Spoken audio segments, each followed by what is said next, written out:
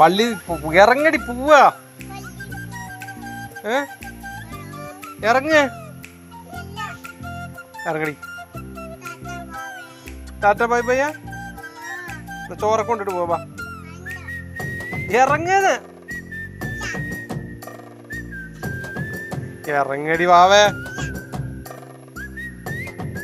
വാ പള്ളി കഴിഞ്ഞിട്ട് നമുക്ക് ഉച്ചക്ക് പോവാ. അപ്പാവൻ വരും. അപ്പാവൻ ഇറങ്ങില്ല. ഞാൻ പോട്ടെ. ഞാൻ പോട്ടോ. പോവാ. കാർ ഓടിക്കാൻ അറിയോ?